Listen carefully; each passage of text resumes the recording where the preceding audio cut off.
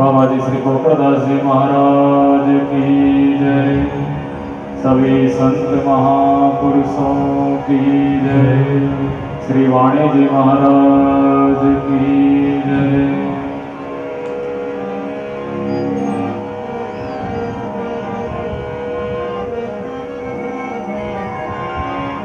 किया सोमो कहा न जाए, निर्मल मेरा साइया काको दोसन ना। साईं सेवा चोर में अपराधी बंदा। दादू दयाल जी महाराज का विनती का अंग पढ़ो, और क्या। वो कोई पाठ करने की वस्तु नहीं है, वो मनन करने की वस्तु है। ये वाणी है महाराज, बहुत अच्छी बात है, पाठ करें, लेकिन पाठ के साथ में अगर एक शब्द का भी चिंतन कर लिया जाए कि इसका रहस्य क्या आ रहा है, तात्पर्य निकल के क्या आ रहा है, आदमी की जिंदगी सेकंड में चेंज हो जाए।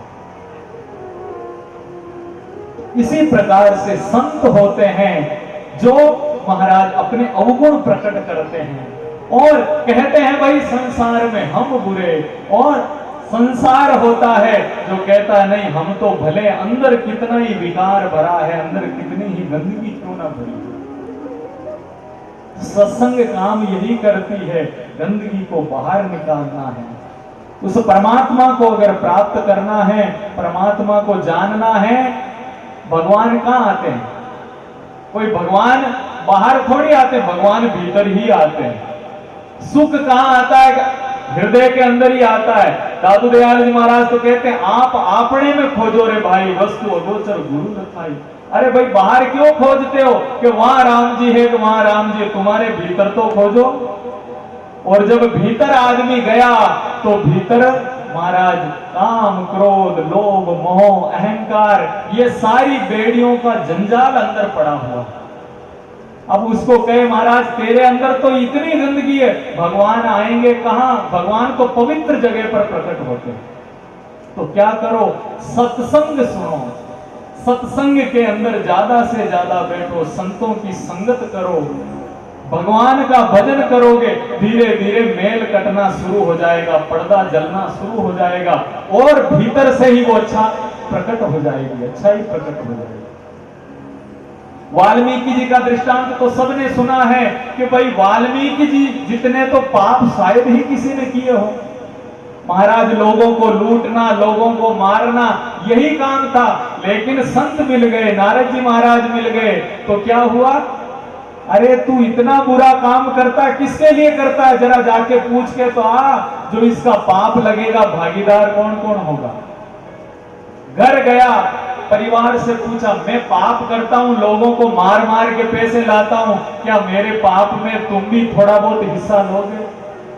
घरवाले ने कहा पतिदेव, मेरे को जब ब्याह के लाए थे ना, तो ये वचन होता है कि तुम्हारा लालन पालन है, तुम्हारा खर्चा खाटा सब मैं चलाऊंगा। अब तुम चाहे पुण्य करके लाओ, चाहे पाप करके लाओ, ये तुम्हारी जिम्मेदारी है। पाप करके लाओ तो तुम भोगोगे, पुण्य करके लाओगे तुम भोगोगे। मैं कौन होती हूं तुम्हारे से? अरे मैं तुम्हारे लिए तो सब कुछ कर रहा हूं।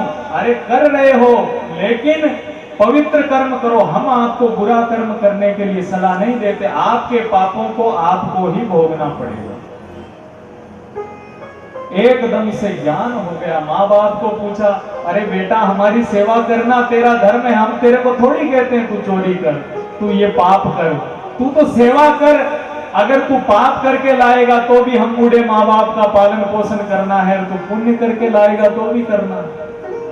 ज्ञान हो गया, एकदम से अंदर जागृति हो गई, अंदर से परिवर्तन हो गया, बदल गया जीवन। तो कहने का मतलब इतना ही है, भीतर से ही बदलता। वही वाल्मीकि जो लोगों को मारते थे और लूटते थे, आज ऐसा ज्ञान हो गया। महाराज भगवान राम के जन्म से पहले ही, कितने ही हजार साल पहले रामायण लिख दी, भविष्य में भगवान जन्मेंगे, ऐसा ऐसा काम करेंगे। ये कहां से आया? ये भीतर से आया। तो जो संत वाणी है, जितने भी संत हुए, उनकी यात्रा भीतर की यात्रा है, अंदर की यात्रा। तो दादू दयाल जी महाराज की हम सत्संग कर रहे थे। महाराज दादू दयाल जी महाराज ज्ञानदास मणकदास को उपदेश देकर करडाला पढ़ा रहे, और करडाले के अंदर महाराज ने 6 वर्षों तक भजन किया। 6 वर्षों तक कठिन तपस्या की, साधन किया, परमात्मा का सुमरण किया। 6 वर्ष के बाद में महाराज संत होते हैं ना, जब कोई अच्छा काम करते हो तो विघ्न आते हैं, और बुरा काम करते हो ना तो सारा देने वाले होते हैं। अगर किसी को बीड़ी पीना सीखना है ना महाराज, जाकर बैठ जाओ, लोग फोकट में पिलाते हैं। कई ऐसे सुधरे हुए आदमी हैं, महाराज जर्दा खाना कैसे सीखे, पहले तो यार दोस्त कहते ले थोड़ा सा खा ले तुम यार, महाराज 2-4 दिन 10 दिन, और जब आदत लग गई तो कहा भाई अपना लाओ और अपना खाओ, रोज रोज फोकट में कौन खिलाओ। ऐसे बीड़ी पीना सीख गए। तो बुरी आदत तो लोग सिखाने के लिए साथ में रहते हैं, और अच्छा काम करने निकलो तो महाराज बुराई करने वाले साथ में निकल जाते हैं। लो ये निकले हरिश्चंद्र जी महाराज, जगत को सुधारेंगे, अपने आप लोग खंडन करने लग जाते हैं। तो दादू दयाल जी महाराज भगवान की तपस्या कर रहे हैं, तो महाराज इंद्र को चिंता हो गई, कहीं महाराज अपनी कुर्सी तो खतरे में नहीं है। तो माया को भेजा, माया को कहा जा तू और इनकी तपस्या को भंग कर दो। तो कहते हैं करड़ाले के अंदर 7 चरित्र माया ने किए, 7 स्वरूप बनाए, कहा मैं परमात्मा हूं, मैं परब्रह्म हूं। दादू दयाल जी ने कहा भाई मेरा परमात्मा छलावा नहीं होता, वो तो नित्य है, मेरे अंदर भी वही है और मेरे बाहर भी वही है, तुझमें मुझमें सर्वत्र वो परमात्मा है। अंत तो गत्वा, माया को स्वयं को ज्ञान हो गया, माया दासी संत की। दादू वाणी कहती है जो संत होता है, जिसे परमात्मा से ही लेना देना है, मान प्रतिष्ठा और किसी चीज से लेना देना नहीं, उस संत की दासी हो जाती है माया। आपने देखा होगा गंगादास जी बाप जी आज से 40 वर्ष 50 वर्ष 60 वर्ष पूर्व पो में क्या सुविधा थी? कोई सुविधा नहीं महाराज, एक झोंपड़े में एक ऐसे अलमस्त औलिया फकीर विराजते थे, कोई जगत से लेना देना नहीं, कौन आ रहा है कौन जा रहा है कोई मतलब नहीं। आज भगत जी बता रहे थे कि बाबा जी महाराज गंगादास जी महाराज के पास में चाहे कितना ही बड़ा आदमी आ जाए, कितना बड़ा अधिकारी आ जाए, कि माया आई, माया स्वयं, और माया चरणों में लेट गई, महाराज मैं संतों को परेशान नहीं करूंगी, मुझे माफ कर दो, मैंने आपको पहचाना नहीं, देवताओं के कहने से मैं आपके तप भंग करने के लिए आया। दादू दयाल जी महाराज ने कहा अरे माया, आन पुरुष हूं बैनडी, परम पुरुष भरतार, तुम अबला समझो नहीं, तू जाने करतार। अरे माया तेरा सच्चा पति कौन है? वो परमात्मा है, उस परमात्मा को तू प्राप्त कर, फिर किसी चीज को प्राप्त करने की जरूरत नहीं रही। भगवान को प्राप्त कर लिया ना तो सब कुछ प्राप्त हो जाएगा। तो जहां पर भी संत हैं महाराज, अच्छा काम होता, आज इतना धन कहां से आ रहा है, इतना महाराज व्यवस्था, आज 1000 आदमी जीवते हैं तो भी कमी नहीं पड़ती है। ये क्या है? वो माया संतों की दासी बन के सेवा करती है, और जो माया के पीछे भागते माया आगे भागती है, और माया के आगे भागते माया पीछे भागती है, परछाई है महाराज। तो दादू दयाल जी महाराज के पास में माया है, इसे स्वयं को पछतावा होने लगा। तो जो सच्चा संत होता है महाराज, जिसने परमात्मा को पा लिया, फिर उसे किसी चीज के प्राप्ति की आवश्यकता नहीं हो, और भगवान को नहीं पाया तो महाराज सब कुछ मिल गया तो भी उस जीव को कुछ भी प्राप्त नहीं हुआ। आगे दादू दयाल जी महाराज भ्रमण करते करते मोरडा गांव में पधारे। तो मोरडा में एक बड़ले का पेड़ था जो सूख गया बिल्कुल। अब गांव में से निकल रहे हैं, हर आदमी के तो भाव होता नहीं है महाराज संत पधारे, घर में लेके जाऊं या इनको महाराज कुछ भोजन पानी की पूछूं। तो वहां पर बरसात हो रही मोरडा गांव के अंदर, और जहां कहीं भी रुके संतों को कहे महाराज यहां मत रुको, आगे चलो, आगे जाओ। तो संतों ने कहा भाई ये जगत तो ऐसा ही है। जाते जाते महाराज गांव के बाहर गए तो एक सूखा हुआ बड़ का पेड़, सब संत महाराज उस बड़ के पेड़ के नीचे विराज गए।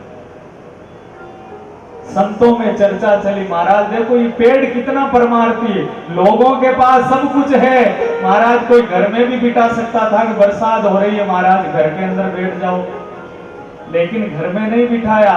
और ये पेड़ ऐसा सूखा हुआ पेड़ है लेकिन संतों को शरण दी है।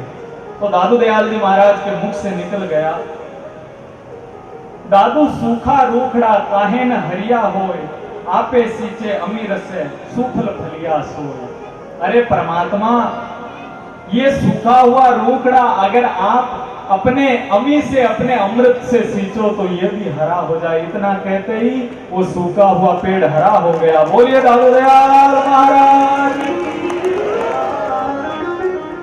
ऐसा चमत्कार वहां पर घटित हुआ। महाराज चमत्कार को नमस्कार। अब तो गांव वाले महाराज बढ़िया बढ़िया रसोई बना के महाराज 2-4 दिन यही रुको, अब तो इसी गांव के अंदर रुको।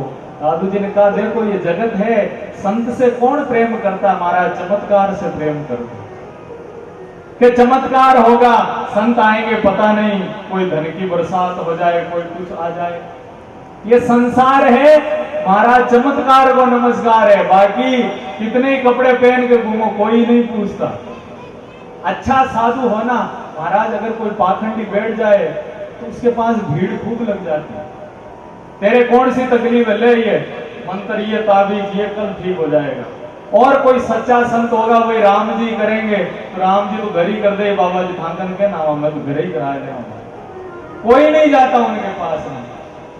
तो महाराज चमत्कार को नमस्कार है। ये संसार माया के प्रति आकर्षित होता, संत के प्रति आकर्षित नहीं होता।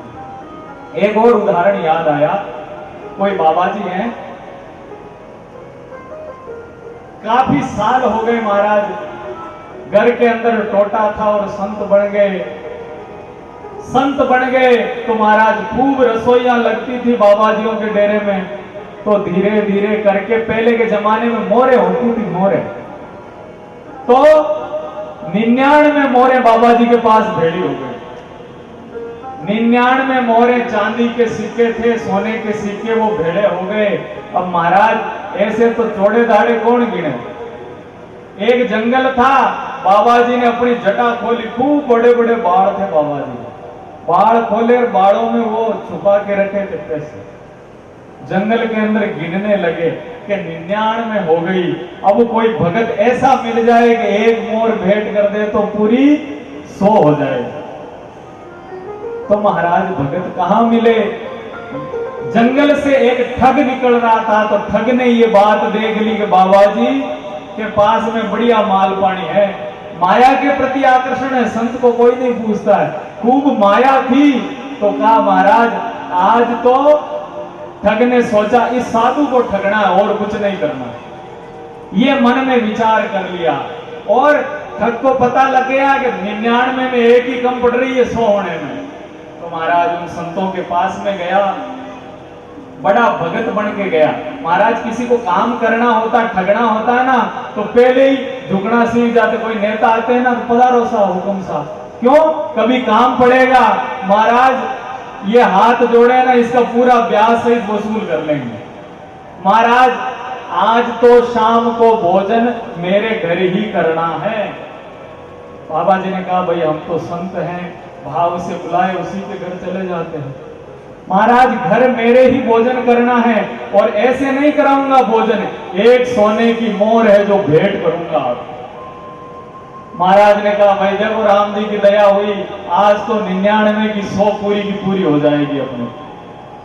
बाबा जी ने ऐसा मन में विचार करके भाई आज तो 99 की 100 हो जाएगी। कहा भगत तेरा घर कहाँ है। महाराज घर ये पास में गांव है ना, अगले गांव में मेरा घर है। महाराज को घर में बुला लिया, सारी व्यवस्था है जो घरवाली को पहले ही समझा दी। देख आज अपन माला माल होने वाले, आज तो 99 मोरे हाथ लगेगी सोने की। मैं कहता हूं ऐसी एक्टिंग करनी है तेरे को। कहा ठीक है पतिदेव। महाराज सारी व्यवस्था कर ली, महाराज को भोजन कराने की। संतों को कहा महाराज आप विराजो, मैं बाजार से कुछ सामान लेके आता हूं, सामग्री लेके आता हूं, आप यहीं विराजो। संत तो विराज गए और वो बाजार के अंदर गया, सब्जी है, कुछ पदार्थ है, काजू बादाम है, जो लेकर और वहां पर घर वापस आ गया। महाराज को बढ़िया तो खीर, बढ़िया भोजन परोस दिया थाली के अंदर, कहा बाबा जी भोजन करो आप। अब भोजन करने लगे। महाराज ने जैसे ही भोजन किया और कहा रुको रुको बाबा जी, एक मोर भेंट करनी है मेरे को, आपको मोर आपका जो रुपया है वो लेके आता हूं। घर के अंदर पूरी योजना तय थी। अंदर गया, अलमारी खोली और लुगाई को बुलाया, इधर आ। इसके अंदर 99 मोहरें पड़ी थी, कहां गई बता, सही सही बता मेरे को। महाराज घरवाले ने कहा पतिदेव मैंने तो 99 मोहरें देखी नहीं कि इसमें कहां पड़ी थी। अरे 100 थी, उसमें 1 रुपए का तो सामान लाया और बाकी 99 यहीं पड़ी थी। कहा नहीं पतिदेव मैंने नहीं देखी। तो पहले योजना तय थी। अब धनी लुगाई दोनों ही लड़ने लगे तो बांस बाड़ी के लोग इकट्ठे हो गए। अरे भाई लड़ते क्यों हो, लड़ते क्यों हो, क्या ये मेरी घरवाली है, इसने लुका ली, 99 मोहरें थी और इसने छुपा ली और अब दे नहीं रही है मेरे को। कहा भाई तेरी तो घरवाली है, लुका के कहां ले जाएगी, तेरे ही तो घर का माल घर में ही। नहीं मेरे से बिना पूछे इसने क्यों छुपाई। घरवाली ने कहा मैं राम धर्म लेके कहती हूं, मैंने नहीं छुपाई 99 मोहर। तो गांव की पंचायत ही जुड़ी कि तूने नहीं छिपाई तो छिपाई किसने। गांव वालों ने कहा पिछले 1 घंटे में तेरे घर में कौन कौन आया उसका पता लगाते हैं। तो कहा घर में कोई नहीं आया, के तो ये बाबा है, के मेरी घरवाली है, के मैं हूं, 3 के अलावा घर के अंदर किसी की एंट्री हुई नहीं। पूरे घर की तलाशी ले ली, महाराज 1 रुपया भी नहीं मिला। पत्नी की तलाशी ले ली, 1 रुपया भी नहीं मिला। अब गांव बास गुआड़ी के लोगों ने कहा महाराज अब तो आप ही बचे हो, आप भी अपनी तलाशी दे दो। महाराज ने कहा भाई ये जो जिंदगी भर भेड़ी की है ना, ये आज जरूर जाएगी, ये पता है मेरे को। महाराज ये ठग है और इस ठग ने मेरे को आज ठग लिया है। पर महाराज ने कहा अगर कमजोरी दिखाएंगे तो ये अपने ऊपर हावी हो जाएंगे। बाबा जी ने कहा लो तलाशी, हम कोई चोर थोड़ी है। महाराज हम तो संत है, हम चोर नहीं है। तलाशी दे दी अपनी पूरी, सारी झोली की ठेले की तलाशी ले ली। ठग ने कहा अभी बाकी है, बाबा को कोई ये ऊपर बांधा हुआ है ना जटा, उसको खोले। महाराज ने कहा ये पूरी इंक्वायरी करके आया, आज तो ये जो भगवान को छोड़ के माया में मन लगाया ना उसका आज परिणाम भुगतना पड़ेगा। तो महाराज ने जैसे ही जटा खोली, महाराज 99 मोहरें निकल गई। 99 मोहरें निकली। गांव वालों ने कहा महाराज जिस थाली में खाते हो उसी में छेद करते हो, ये तो बापड़ा आपको जिमाने के लिए लेके आया और इसके घर में ही चोरी कर ली। अब महाराज का तो मन जाने कि भाई किसने चोरी की, हमने चोरी थोड़ी की, ये तो भेड़ी की थी, जिंदगी भर बूढ़े हो गए और चोरी तो इसने की है। महाराज 99 मोहरें उसे ठगने ले ली। कहा कोई बात नहीं है भाई, साधु है, कोई ठोको पिंजो मत कर जो और अने जाऊं दो। महाराज संतों को जाते जाते 1 मोहर वापस भेंट करने लगा। वो ठग है, महाराज मेरा तो नेम पक्का है, मैं तो भेंट आपको करूंगा। महाराज ने कहा अब मैं भेंट लेऊंगा नहीं, मैं आज से त्यागी हो गया, अब रुपया पैसा मेरे को लेना नहीं। क्यों भाई, अरे इस 99 के चक्कर में तो राम जी को भूल गए और अब तू वापस 99 के चक्कर में डाल रहा है। ये तो भगवान की कृपा हुई जो छुटकारा हो गया। अरे महाराज गांव में कभी आओ तो मेरा घर याद रखना, यहाँ पर भोजन प्रसाद करने पधारते रहना। भाई जरूर पधारूंगा बाबा जी। तो वहां से चल दिए।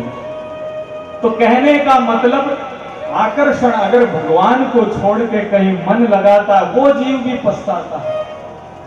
और संसार तो है ही ऐसा, हमारा संसार का स्वभाव ही ऐसा है, जहां पर जिस प्रकार से बिजली होती है वहीं कीट पतंग आकर्षित होते हैं, वैसे ही ये जहां माया होती है माया से जीव आकर्षित होता है।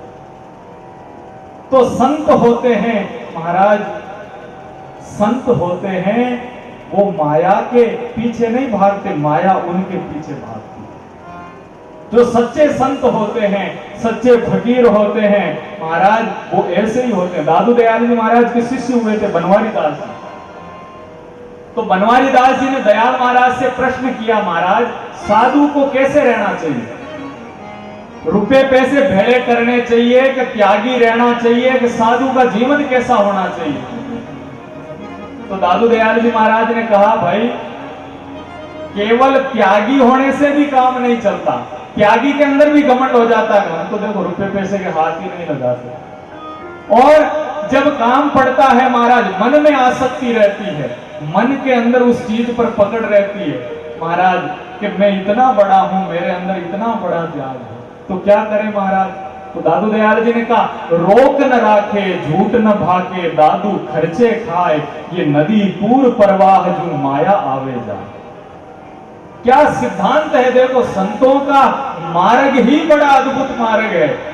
ऐसा बीच का रास्ता निकालते हैं महाराज, परमार्थ तो होता रहता। रोक न राखे, साधु के पास में भेंट आ गई ना तो ऐसे नहीं महाराज रोक के रख लिया और पैसे भेड़े करने लगे। भेड़ा करता है तो उसकी तरफ पछताना पड़ता है। तो क्या कि माया के लिए झूठ न भागे, ऐसे नहीं गए महाराज ले लिया रसीद कटार, वहां इतना कराना है, इतनी काटो और वो करो, ऐसा भी नहीं करना चाहिए साधु। रोक न राखे झूठ न भागे, तो फिर महाराज क्या करे? दादू खर्चे खाए, अगर माया आ गई तो खर्च दो महाराज, परमार्थ के अंदर उस माया को लगा दो। दादू खर्चे खाए, नदी पूर प्रवाह जो माया आवे जाए। पानी होता है ना, पानी को अगर रोक लोगे, कटोरे में भेड़ा कर लिया, 7-8 दिन में काई लग जाती, कीड़े पड़ने लग जाते।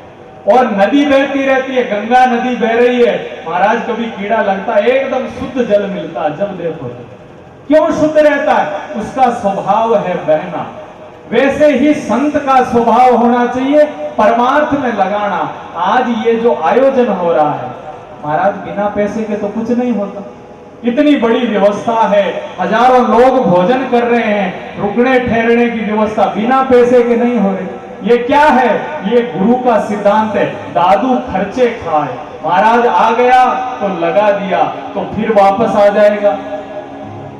अगर खर्च करता रहेगा साधु तो कमी नहीं रहेगी, परमार्थ करता रहेगा तो जीवन में कमी नहीं रहेगी। तो साधु का जीवन ऐसा ही होना चाहिए कि जो आया त्यों ही परमार्थ के लिए लगा दिया, परमार्थ को सब किया, आप स्वार्थ नाय, परमेश्वर परमार्थी के साधु कलिमा। आज ये महाराज पंडाल है, कथा तो एक खेजड़ी के नीचे भी हो जाए, लेकिन ये बैठने वालों को सुविधा थोड़ी मिलेगी। फिर तो कहेंगे महाराज लू चलती है, गर्मी लगती है, कष्ट होता है। तो संत जो भी करता है वो काम किसके लिए करता है? परमार्थ को सब किया। आप स्वार्थ ना, खुद का कोई स्वार्थ नहीं होता, परमेश्वर परमार्थी के साधु कलिमाए के। तो वो राम जी परमार्थ करता है और के ये संत ही जगत में परमार्थ करते हैं। तो दादू दयाल जी महाराज का सिद्धांत है, दादू दयाल जी महाराज का जो ज्ञान है बड़ा ही अद्भुत ज्ञान है, जीवन में धारण करने वाला ज्ञान है, समझने वाला ज्ञान है। जो समझ जाता है वो सुलझ जाता है। तो ये जो चर्चा हम कर रहे हैं, ये जो सत्संग आप श्रवण कर रहे हैं, ये सत्संग मात्र सुलझने के लिए है महाराज। धीरे धीरे व्यक्ति अलग हो जाता है, महसूस करने लगता है जीवन का उद्देश्य क्या है। संत तो यहां तक कहते हैं महाराज, जो स्वयं के लिए पकाता है और स्वयं के लिए ही खाता है, वो क्या खाता है? पाप खाता है। अगर आपके पास में पैसे हैं महाराज, जितने भी वेद पुराण हैं उनको उठाकर देख लो, दशांश दान करना चाहिए। अगर हमको भगवान 100 रुपए महीने के दे रहे हैं तो 10 रुपए उनमें से पहले ही अलग कर दो। महाराज 1000 रुपए दे रहे हैं तो 100 का नोट निकाल दो। ये गायों के लिए, कबूतरों के लिए, अतिथि के लिए, कोई देवताओं के लिए, कोई घर के अंदर पुण्य का काम हो उसके लिए ये 100 रुपए में अलग करता हूं। तो महाराज वो घर में बचे हुए 90 रुपए है ना, वो पवित्र हो जाएंगे, वो आपका पैसा पवित्र हो जाएगा अगर परमार्थ में लग गया तो। और नहीं तो वो परमार्थ का जो संत कहते हैं, आज हम खेत में जो काम करते हैं ना, खेत में बुआई होती, कई जीव भी मरते हैं, कई महाराज खेजड़ियां काटते हैं, कई काम होते हैं, तो उसके अंदर महाराज चिड़िया है, कोई पशु पक्षी जीव जंतु सबका वो हिस्सा रहता है जो केवल हम ले रहे हैं। तो क्या करो महाराज, खेती करनी पड़ेगी, घर चलाना पड़ेगा, बहुत अच्छी बात है, लेकिन वो खेती का जो भी पैसा आया महाराज 10 रुपये अलग कर दिए, ये गायों के लिए, कबूतरों के लिए, ये महाराज संतों की सेवा के लिए, परमार्थ के लिए उसको अलग कर दोगे तो वो पैसा क्या होगा, शुद्ध हो जाएगा, 90 रुपये आपके एकदम पवित्र हो जाएंगे। और नहीं किया, रोक लिया, तो फिर होगा क्या महाराज, डॉक्टर के पास में कई ऐसे आदमी होते हैं स्वस्थ होते हैं महाराज, डॉक्टर को चेकअप करवाते हैं तो पर्ची बना देते हैं मोटी सारी। एक कोई माता जी है जोधपुर जिले की, वो मेरे को मिली तो वो एक बड़ी अच्छी बात उन्होंने बताई मेरे को कि महाराज मेरे पेट में कोई गांठ हो गई, गांठ हो गई तो मैंने डॉक्टर को चेक कराया, कहा ऑपरेशन करके ये गांठ है जो निकाल देंगे। कितना खर्चा आएगा कि 25,000 रुपये ऑपरेशन का खर्चा आएगा। तो उस बहन ने बड़ी अच्छी बात की, कहा महाराज मैं तो घर आई, भगवान को प्रार्थना की, महाराज मेरे पेट को क्यों चिरवाओ, 25,000 रुपये है, डॉक्टर लेगा, मैं 30,000 रुपये गौशाला में दे दूंगा, अगर मेरी ये गांठ ठीक हो जाए 30,000 में गौशाला में दे दूंगा। तो महाराज हुआ क्या, 2-3 महीने बाद में वापस जांच कराई, वो गांठ आई। बोलिए दयाल महाराज की।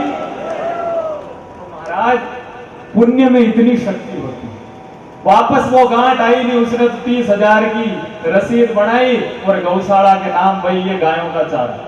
तो ये क्या हुआ, जब किसी का हिस्सा रुक जाता है तो भगवान अगर सीधी उंगली से घी नहीं निकले तो फिर उंगली टेढ़ी करनी पड़ेगी, फिर या तो डॉक्टर निकालेगा या व्यापार में कहीं घाटा होगा या कुछ न कुछ ऐसा काम जरूर होगा कि वो 10 अंश जो हिस्सा रोका हुआ है वो 20 अंश लेके निकलेगा, 10 रुपए की जगह घर से 20 रुपए लेके निकलेगा। तो कहने का मतलब राजी खुशी से, ऐसा नहीं है महाराज आपको गौ सेवा में आनंद आता तो गायों के लिए खूब करो, अगर आपको महाराज पक्षी सेवा में आनंद आता तो खूब चुगा डालो, खूब बाजरा डालो, खूब अनाज डालो, लेकिन करो जरूर। सत्संग में आते हैं, सुनते हैं, करना जरूर चाहिए, 10 हिस्सा जरूर निकालना चाहिए हर आदमी, तो निकालने से पवित्र होता है। और संत का क्या कर्म है वो तो दादू दयाल जी महाराज ने बता ही दिया, रोक न राखे झूठ न भाके, दादू खर्चे खाए, नदी पूर प्रवाह जो माया आवे जाए। तो इस प्रकार का जीवन हमारा बने, इसके लिए हम सत्संग सुन रहे हैं कि हमारे जीवन के अंदर कुछ न कुछ परिवर्तन हो, जीवन की दशा सुधरे, यही महाराज सत्संग का हमारा उद्देश्य है।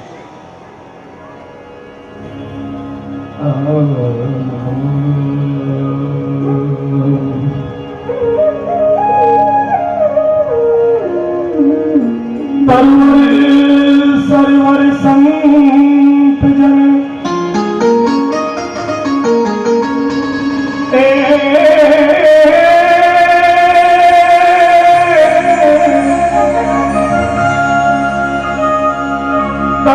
सरवर संत जन और चौथा वर्ष में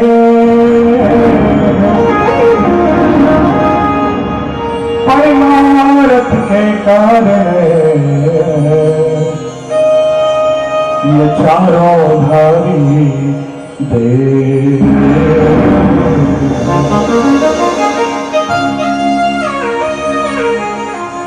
कबीर सब जग निर्धना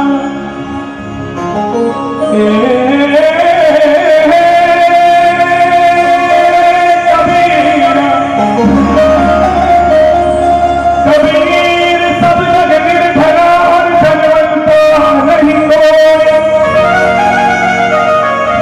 धनवंता सोई जाए, धनवंता सोई जाए,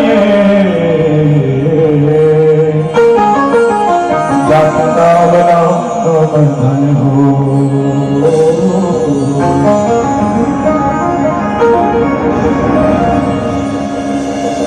मन लागो मेरा यार फकीरी में,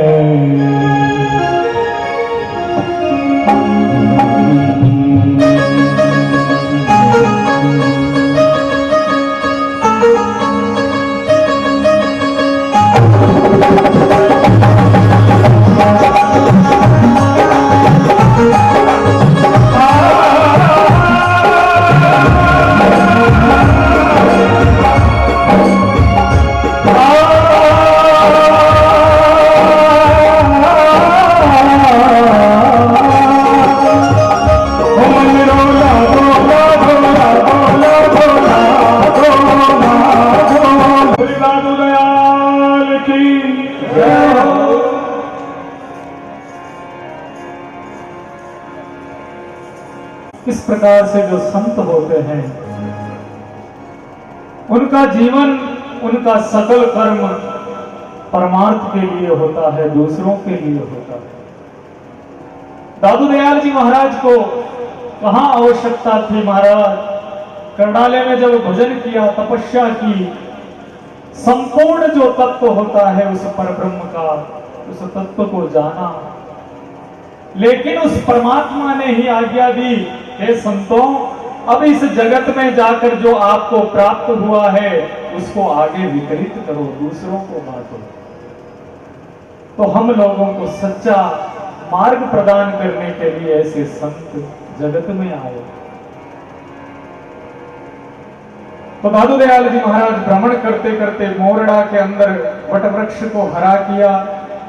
उसी समय दयाल महाराज के पास में कोई वैष्णव संत आ गए। देखिए महाराज, किसी संप्रदाय की निंदा नहीं, लेकिन सबका मार्ग अलग अलग होता है, सबकी निष्ठा अलग अलग होती है। तो दादू दयाल जी महाराज तो महाराज परमात्मा को जानने के लिए किस चीज की आवश्यकता होती है? महाराज परमात्मा को जानने के लिए जरा विचार तो करो, कौन सी चीज आवश्यक होती है? परमात्मा को जानने के लिए केवल और केवल हमारा भाव ही पर्याप्त है। दादू दयाल जी महाराज के गले में ना तो कोई माला थी, ना कंठी थी, ना तिलक था। दादू पंथी साधु आज भी ऐसे ही अलवेले हैं महाराज। अगर आपकी दृष्टि में कोई साधु की छवि है ना, कि साधु कैसा होता है, ऐसी जटा, ऐसी दाढ़ी, ऐसे कपड़े वाला साधु होता है, तो आप बहुत गलत हो। संत जो होता है, संत कोई शरीर थोड़ी होता है, संत तो मन होता है। संत बहुत ऊंची वस्तु है महाराज। संत को जानना है तो मन को जानना सीखो। तो दयाल महाराज का जो बाहरी पहनावा था उसको देखकर वो जब बाबा जी जब गए लोहागर तीर्थ के अंदर रहा करते थे, तो वहां अपने गुरु महाराज माधवानंद जी से कहा, दादू जी संत बड़े अच्छे हैं, बड़ा ही ज्ञान सुनाते, बड़ी मीठी मीठी बातें उस परमात्मा का ज्ञान सुनाते हैं, लेकिन ना तो कोई मोटा तिलक है दादू जी के पास में, ना ही कोई मोटे बड़े मणियों की कोई माला है, और ना ही महाराज उनको देखकर ऐसा लगता है कि कोई बाबा जी। तो माधवानंद जी ने एक चिट्ठी लिखी। दादू दयाल जी महाराज को पहले के जमाने में फोन तो होते नहीं थे, तो एक पत्र लिखा माधवानंद जी ने कि आचार धर्म राखो सदा, ये तुमरो बड़े प्रताप। दादू दयाल जी महाराज, ये जो बाहरी पहनावा है, तिलक है, माला है, आज आपको जगत में इतने लोग पूजते हैं, और जब ये कंठी माला धारण करोगे ना, और ज्यादा प्रताप बढ़ जाएगा, और लोग मानेंगे आप। दादू दयाल जी ने कहा, भाई संतों ने बात तो की है, लेकिन पूरी बात नहीं हुई।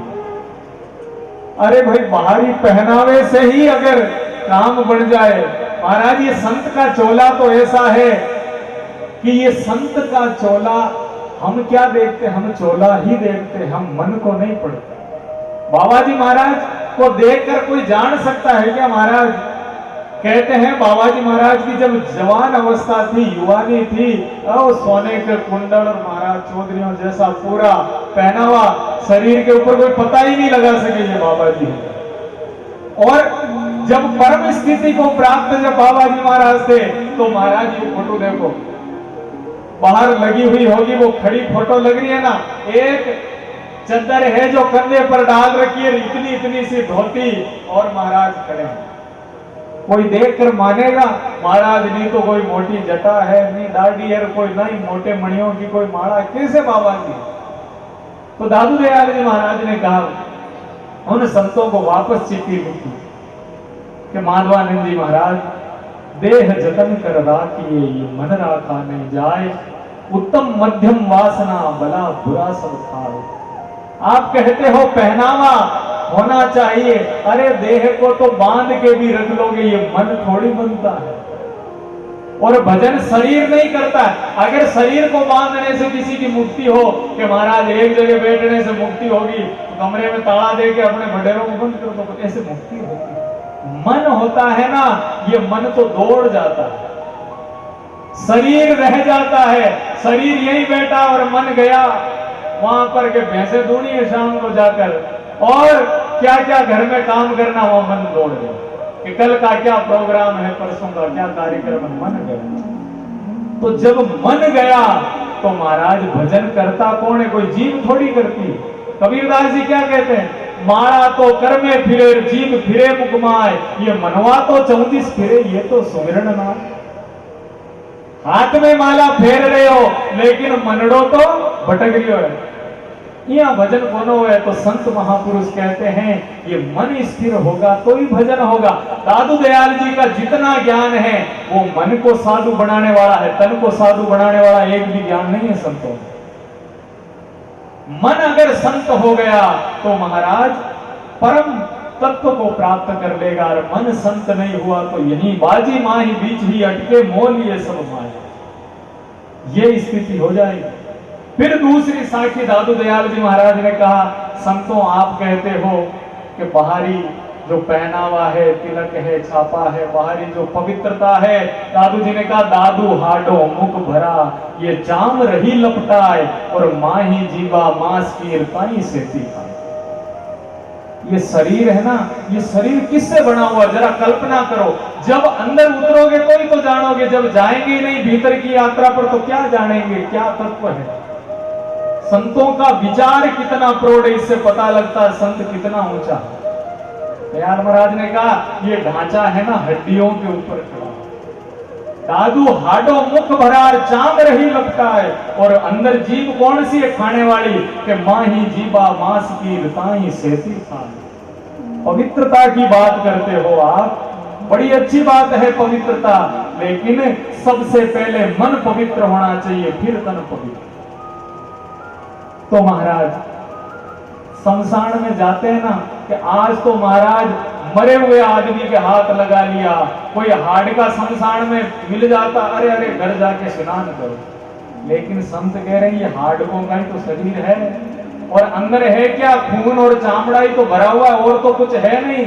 इसको चाहे श्रृंगार करो, चाहे इस पर भस्मी लगाओ, और चाहे चंदन का लेप करो, महाराज मन सूखा नहीं रहना चाहिए, मन को भिगोना है भगवान के नाम। पत्र लिख दिया, ये नौ द्वारे नरक के निस्तिन बहे बलाए, सुचि कहां लो कीजिए ये राम सुमिर गुण गाए। तो दादू दयाल जी महाराज का जब ये चिट्ठी पढ़ी उन बाबा जी ने, देखो संत ऐसा होता है, संत किसी का विरोधी नहीं होता, वो परमात्मा से सम्मत होता है, तो अपने आप ही संगति बढ़ती जाती। हम बात क्या करते हैं, हम जो धर्म को नहीं जानते ना, उनके बीच में हिंदू है, मुस्लिम है, जातिवाद है, इसकी लड़ाई चलती है। लेकिन जो भगवान को जान गया ना, उसके लिए सब एक है। राम जी का जो मार्ग वाला जो जीव है वो सब एक है। दादू भी एक है, कबीर भी एक है, मीरा भी एक है, रैदास भी एक है, सब के सब वहां एक हो जाते हैं। तन वहां मायने नहीं रखता जहां मन पवित्र हो जाता है। कहते हैं एक घटना मेरे को याद आई, कहीं सुनी थी। रैदास जी महाराज काशी में निवास करते थे, तो काशी के अंदर रैदास जी महाराज की प्रतिष्ठा दूर दूर तक फैलने लगी, लोग उनके दर्शन करने के लिए आने लगे। रैदास जी महाराज का काम क्या कि चमड़े का काम करते हैं वो, महाराज चमड़ा सीने का उनका काम है, और प्रतिष्ठा फैल रही है। रैदास जी महाराज मीराबाई के गुरुजी, लोग कहते हैं इस प्रकार से चारों ओर प्रतिष्ठा बहुत पहुंचे हुए संत। काशी नरेश के मन में विचार आया, इतना पहुंचा हुआ संत गांव में रहता, चलो दर्शन करके आता। महाराज दर्शन करने के लिए काशी नरेश रैदास जी के पास में गए। वो तो महाराज हाथ काम मुख राम, भगवान के लिए वो जो भी उनका कर्म है, जो भी उनकी जाति है, वो मायने नहीं रखती, वो तो अपने काम में लगे हुए।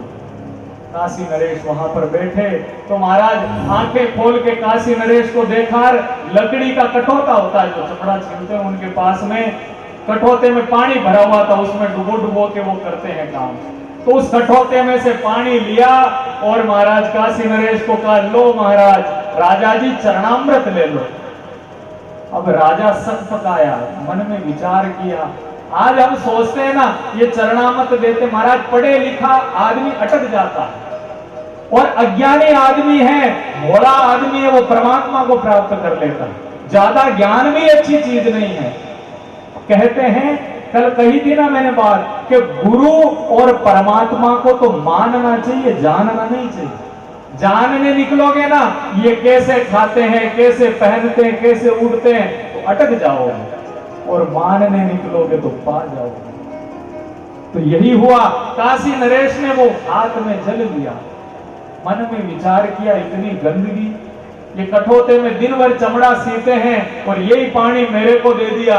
अब इनकी यहां तो खूब बढ़ाई, अगर ये पानी ढोड़ दूंगा तो भी अच्छी बात नहीं। तो महाराज चतुर थे, ऐसे जल लिया हाथ में और यूं चरणामृत लेके, महाराज चोड़ा था, वो चोड़े के अंदर ही उस पानी को सरका लिया और प्रणाम करके वापस घर पर आ गए। घर आ गए, वो चोड़ा उतारा और रानी ने वो चोड़ा दे दिया धोबी को धोने के लिए। अब वो धोबी उस कुर्ते को धो रहा है, मन में विचार किया, राजा का कुर्ता है, राजा तो भाई बड़े बढ़िया बढ़िया माल खाते हैं, कोई बाजरी के रूखे सूखे टिकड़ तो खाते हैं नहीं, ये तो अच्छा माल खाते होंगे, ये कोई रसमलाई या कोई बढ़िया चीज चौड़े में ढुली हुई है। वो जो पानी ढुला तो वो चौड़ा पीला हो गया, सफेद कलर का वो कुर्ता पीला रंग छूट गया उसका। उस धोबी ने अपने दांतों से उस दाग को चाखने का प्रयास किया कि ये कैसा रस है, राजा लोगों का रस है महाराज। जैसे ही चाखा, महाराज ब्रह्म ज्ञान हो गया, आत्म ज्ञान हो गया। जहां देखता है वहां राम ही राम दिखाई देने लगे, भगवान दिखाई देने लगे, परमात्मा दिखाई देने लगे। नाचने लगा धोबी, अरे राम मिल गए, अरे भगवान मिल गए, मुझे श्याम मिल गए, नृत्य करने लगा। गांव के अंदर बात फैलते फैलते राजा तक पहुंची, महाराज एक धोबी ऐसा है जिसे ब्रह्म ज्ञान हो गया, परमात्मा का सर्वत्र दर्शन होने लगा। राजा ने कहा, भाई ऐसा कौन सा धोबी है? उसको बुलाया धोबी को। अरे जिस ज्ञान के लिए हमने कितने ही शास्त्रार्थ कराए, कितने ही विद्वानों को बिठा रखा है, उस तत्व को जानने के लिए तू वो कैसे जाना, मेरे को बता। महाराज सही बताऊं, आपका जो कुर्ता था ना, वो कुर्ते पर में ब्रह्मवश के कोई मिठाई है या क्या लगा हुआ है, मैंने वो रस को चख लिया और चखते ही मेरे को तो राम जी दिखने लगे। अब राजा को याद आया, अरे संत, अरे रैदास जी महाराज ने वो चरणामृत दिया था, ये तो सारा खेल है, ये उसका खेल है। महाराज राजा पछताने लगा, अरे संतों की कृपा हो गई थी जो मेरे को आशीर्वाद प्रदान कर दिया उन्होंने, लेकिन मैं कितना अज्ञानी हूं। मैं अपने आप को ज्ञानी मानता हूं, लेकिन मैं ज्ञानी हूं नहीं, बड़ा अज्ञानी। क्यों? उन्होंने आशीर्वाद दिया और मैंने उसको चोड़े में ढोड़ दिया। मैंने कहा ये इसमें पता नहीं कितने बैक्टीरिया होंगे, कितना इसमें गंदगी होगी, और उसको मैंने छोड़ दिया और धोबी ने उसको चख लिया, ऐसे ज्ञान हो गया। राजा महल से दौड़ते दौड़ते रैदास जी महाराज के पास में पहुंचा, महाराज कठौते में से चरणामृत दो मेरे को। रैदास जी महाराज ने कहा, राजा वो चरणामृत अब कहां, वो तो मैं कोई भगवान की पूजा में लगा हुआ था, उसकी आराधना वो भगवान ने खुद भेजा था तेरे लिए, वो मैंने तेरे को दिया था। अब राम जी भेजे तो तेरे को दूं, मेरे हाथ की बात नहीं है। मन में पछतावा रह गया, मन के अंदर ग्लानि रह गई, अरे संत आए मैं जान नहीं पाया। ऐसा तत्व हाथ से निकल गया। निकलता कब है? जब जीव जानने निकलता है कि वास्तव में ये साधु है कि नहीं है। लेकिन जो मान लेता है, अरे संत है, सच्चा संत होता है वो मन से होता, तन से नहीं होता। तन तो कैसा भी हो, काला हो गोरा हो, कोई फर्क नहीं पड़ता, मन पवित्र होना चाहिए। तो दादू दयाल जी महाराज ने यही उपदेश माधवानंद जी महाराज को दिया। माधवानंद जी, वास्तविकता के अंदर परिवर्तन करना है तो मन को परिवर्तन करना है, शरीर को परिवर्तन नहीं करना। महाराज माधवानंद जी स्वयं दादू दयाल जी महाराज के पास में आए, आप जैसा संत मैंने नहीं देखा जो इतनी ऊंची बात करता। इतना ऊंचा आपका ज्ञान है, हमने आपको पहचाना नहीं, हमारे से भूल हो गई, हमको क्षमा करो। फिर परमात्मा की ऐसी आज्ञा हुई, रमण करते करते दादू दयाल जी महाराज भ्रमण करते हुए सांबर में पहुंचे। सांबर उस समय ऐसा क्षेत्र महाराज, हिंदू और मुस्लिमों की वहां पर बराबर आबादी, और उस समय मुगल काल में मुसलमानों का ही वहां पर राज्य। लेकिन साधु की दृष्टि में ना तो हिंदू होता है ना मुसलमान होता, उसके लिए सब बराबर होता है। जो कोई भाव से आता है, प्रेम से आता है, संत वही उसको आशीर्वाद दे देता है।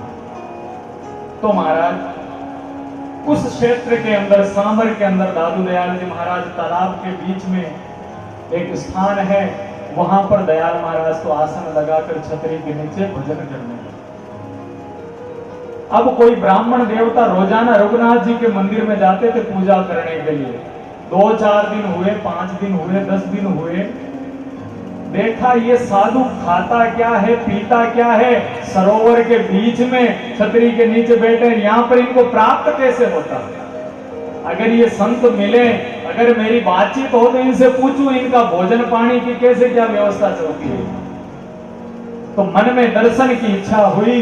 दादू दयाल जी महाराज ने कहा, राम राम करते हुए, सत्य राम बोलते हुए आ जाओ, डूबोगे नहीं।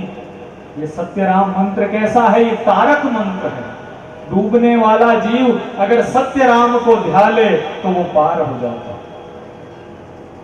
पंडित जी ने मन में विचार किया, क्या केवल सत्य राम से ही पानी पर चला जा सकता है? महाराज भावना होनी चाहिए। कहा तुम तो आ जाओ। दादू दयाल जी महाराज ने कहा, ऐसा कौन बहा दिया कछु दिड़ावे, और ये नाम बिना पग धरण को कहो कहां है ठो। अरे भगवान के नाम के बिना कोई जगह नहीं है, तुम तो भगवान के नाम के सहारे पार हो जाओगे।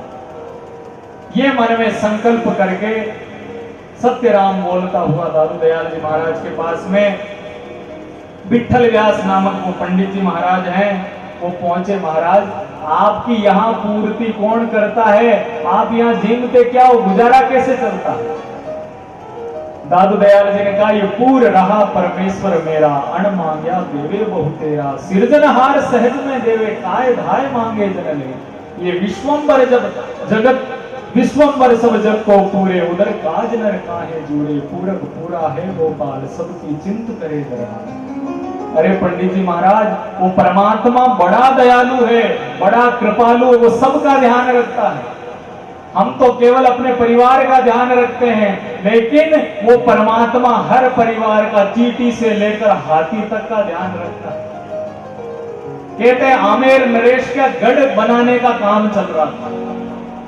तो गढ़ बनाने का काम चल रहा था तो मजदूरों ने एक तवा बनाया पत्थर का।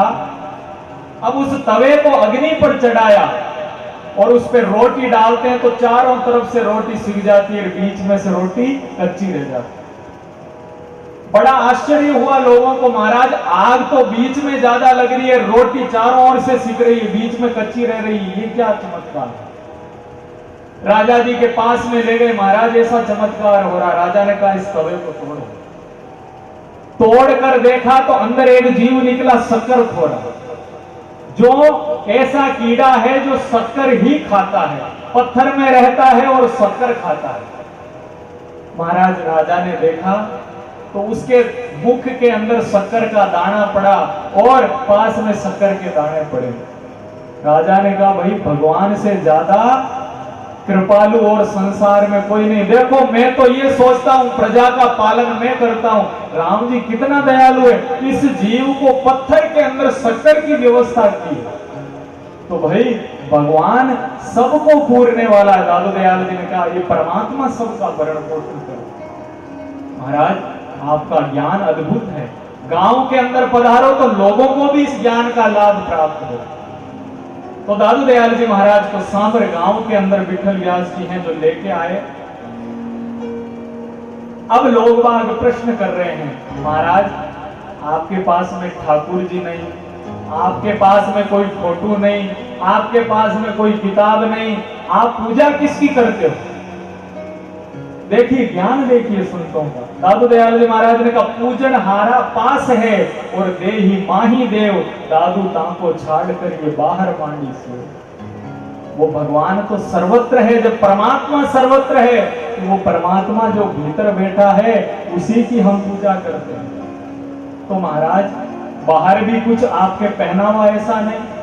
तो दादू दयाल जी महाराज ने कहा भाई ऊपर आलम सब करे साधु जन गटमा। साधु और संसारी में अंतर यही है, साधु तो आलम है, अपनी साधना है वो भीतर करता है कि मेरे अंदर आज ये विचार आया तो क्यों आया, मेरे को अपने अंदर क्या सुधार करना। साधु अपने बारे में सोचता है और अवगुणों को निकालता रहता है। और ढोंगी क्या करता है महाराज, बाहर तो बढ़िया सज धज गए लेकिन अंदर तो वही काम क्रोध लोभ मोह भरे हुए। साधु होता है अपने अवगुणों को खुद ही निकाल के फेंक देता है। जो हमारे अवगुण हैं हम इनको जब जानेंगे तो ही इनको नष्ट किया जा सकता है। भरतरी जी महाराज की कथा आती है। भरतरी जी महाराज किसी गांव से निकल रहे थे, कड़कड़ाती ठंड पड़ रही थी गांव में। ओ सियाड़े का मौसम, पौष का महीना। भरतरी जी को सुबह सुबह इच्छा हुई कोई गर्मा गर्म आज तो सीरा मिल जाए तो आनंद आ जाए। हलवाई की दुकान के बाहर से निकले भरतरी जी महाराज तो क्या देखते हैं, लाइन लगी हुई है, हलवा बन रहा है, सब लोग खा रहे हैं। तो महाराज भरतरी जी भी पहुंच गए, भैया हलवाई बाबा हमको भी हलवा दे दो। कहा लो महाराज हलवा आप भी लो, हमारा तो काम ही बेचने का है। तो संतों ने कहा ला भाई, लेकिन महाराज पैसे लगते हैं, पॉकेट में नहीं आता। पैसे हैं कि नहीं है आपके पास में? भाई पैसे तो हमारे पास नहीं है। तो महाराज बिना रुपए हलवा बांटूंगा तो ये दुकान भी उड़ जाएगी, ये सारा व्यापार भी खत्म हो जाएगा। जाओ पहले रुपए कमा के लाओ और बाद में हलवा खाना। एक राजा है, फकीर बना है, लेकिन मन में इच्छा हो गई कि हलवा खाना। ये इंद्रियां होती है महाराज, कहां से कहां जीव को ले जाए। भरतरी जी महाराज ने कहा भाई सियाड़ा है, सीरा तो खाना ही है। राजा का गढ़ बन रहा था, दिन भर काम किया वहां पर। शाम को जो मजदूरी मिली वो लेकर हलवाई की दुकान पहुंचे, भैया अब तो दे दे। महाराज 5 रुपए का हलवा दे दिया। भरतरी जी अब मन में विचार करने लगे, भाई हमने राज छोड़ा, पाठ छोड़ा, सब कुछ छोड़ा, आज हम तगारियां डाल रहे हैं और राजा के यहाँ मजदूरी कर रहे हैं, ये क्यों कर रहे हैं, इसका कारण क्या? तो कारण पता लगा, ये जीव कारण है और कोई कारण नहीं। तो कहा आज अगर इसको नहीं सुधारा तो ये कल मेरे को बिगाड़ देगी, तो आज इसको सुधारना बहुत जरूरी है। तो जा रहे थे, गाय का गोबर पड़ा था, रास्ते में उठा लिया। अब ऐसा सियाड़े का मौसम, एक हाथ में हलवार एक हाथ में गोबर। अब मन ही राम को पूछ रहे, अंदर जो बैठा है ना, इसको पूछा बता तू क्या खाएगा? तो मन ने तो कहा मैं तो सीरो खाऊं। भाई ये सर्दी पड़ रही है, हलवा मिलेगा तो ही मेरी तृप्ति होगी। भरतरी जी ने कहा तू सीरा खाएगा और दुख मैं पाऊंगा, ऐसा काम नहीं चलेगा। क्यों? आज तेरे को गोबर खाना पड़ेगा, तू मेरे अधीन है, मैं तेरे अधीन नहीं। मैं कहूंगा वैसे तुझे करना पड़ेगा। महाराज लिया गोबर का कवा और मुंह में रखा। अब मन कह रहा अरे भरतरी जी इसको थूको और इस सीरे को खाओ। भरतरी जी कहते हैं नहीं, आज तो यही खाना पड़ेगा तेरे को। लिया दूसरा कवा और अंदर खाया। महाराज तीसरा कवा लेने लगे, मन प्रकट हो गया, बाप जी आज के बाद में आप साधुओं को मैं तंग नहीं करूंगा, मेरे को आजाद छोड़ दो, माफ कर दो, आज के बाद आपको परेशान नहीं करूंगा। दयाल महाराज यही कह रहे, ऊपर आलम सब करे साधु जन गटमाए। संत होते हैं वो भीतर उनका काम चलता रहता, बैठे हैं तो भी माला हाथ में नहीं है तो भी प्रक्रिया चालू है। तो यही बात है, दादू ऐसा अंतरा है ताते बढ़ती ना। इसी कारण जगत और भगत के ज्यादा बढ़ती नहीं। क्यों? जगत को तो ऊपरी आलम चाहिए कि महाराज कौन से छोके कि मोटा तिलक और मोटी माला, वो बाबा जी ज्यादा बढ़िया। लेकिन भगवान को मोटे तिलक मोटी माला नहीं चाहिए, उसको तो बढ़िया मन चाहिए, पवित्र मन हो। भगवान कहते हैं ये मेरा भक्त है। जिसका मन पवित्र है वो परमात्मा को प्राप्त करता है, जिसका मन पवित्र नहीं है वो परमात्मा को कभी प्राप्त नहीं कर सकता। तो इसीलिए जीव को करना क्या चाहिए? मन को पवित्र करना चाहिए, ना कि तन को पवित्र करना चाहिए। आपने कर्माबाई की कथा सुनी है कि नहीं सुनी? महाराज जाटों के घर उस कन्या का जन्म हुआ। और उस कन्या के अंदर विशेषता क्या थी? वो कोई पहुंची हुई साधु नहीं थी, कोई संप्रदाय से उसका कोई ताल्लुक नहीं था, लेकिन उसकी विशेषता यही थी कि उसका मन पवित्र था। पिताजी हैं जो रोज ठाकुर जी को भोग लगाते थे, रोज कन्हैया को भोग लगाते, सारी प्रक्रिया वो निभाते, पूरी की पूरी जो पूजा की विधि होती उस विधि का वो अनुसरण करते और उसी के अनुसार महाराज सेवा करते। एक दिन क्या हुआ, कोई दूसरे गांव में पिताजी का कोई काम हो गया। अब बेटी को कह गए, देख बेटी, रोजाना पहले भगवान को भोग लगाना और फिर तू भोजन करना, ऐसा नहीं कि बिना भगवान को भोग लगाए सीधे जी मिले। कहा ठीक है पिताजी। महाराज पिताजी तो चले गए। अब बेटी के मन में यह भावना है कि पहले भगवान को जिमाना है फिर खुद जिमना। तो महाराज क्या करती है, रोज की तरह स्नान वगैरह करके भगवान के लिए बढ़िया खिचड़ा परोस के थाली के अंदर और कर्मा बाई भगवान के पास में ले गई। अब कर्मा देख रही है कि ठाकुर जी आवे, अब जी में महाराज बढ़िया उसमें घी डाला, उसमें बढ़िया शक्कर डाली, बढ़िया उसको खिचड़े को बनाकर भगवान ठाकुर जी से वो प्रार्थना कर रही है, परमात्मा आप भोजन करो। लेकिन वो ये थोड़ी जानती है कि संसार में तो पोल में ढोल बजता है, यहाँ तो ठाकुर जी का नाम चलता है। मिठाई तो खुद को खानी होती है और नाम राम जी का लेते हैं, भाई आज फलाना त्योहार, आज तो भगवान के कोई भोग लागी। लेकिन ये नहीं जानते कि भाई भगवान के काहे का भोग लागते हैं। देवता तो सुगंध के भूखे होते हैं, भगवान को तो थाली दिखाएंगे और फिर पेट तो खुद का भरेंगे। महाराज ये सब यही चलता है, ये तो संसार ऐसा ही है। लेकिन भोला आदमी ये नहीं जानता कि ऐसा ही चलता है। कर्माने का ऐसा नहीं चलता, ये तो भगवान जिम्मेंगे बाद में मैं जिम्मेंगे। अब परमात्मा से प्रार्थना कर रही है कर्मा बाई, भगवान से बड़ी मीठी प्रार्थना करती है कि परमात्मा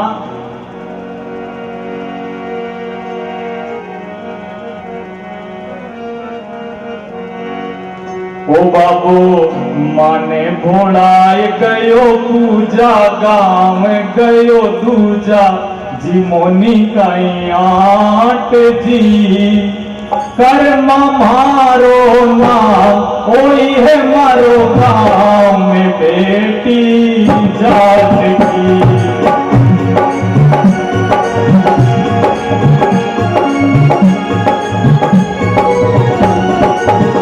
बाबू माने भोलाए गयो पूजा, गांव गयो दूजा मोनी काई आट जी। कर्मा मारो नाम ओई है मारो गांव में बेटी जात की। कर्मा मारो नाम ओई है मारो गांव में बेटी जात की। अब क्या कह रहे हैं कर्मा भाई?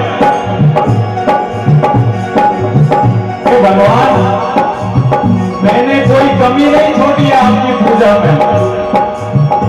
जैसे पिताजी स्नान करते हैं वैसे ही मैंने उठ के स्नान किया है और सारी विधि का पालन किया है।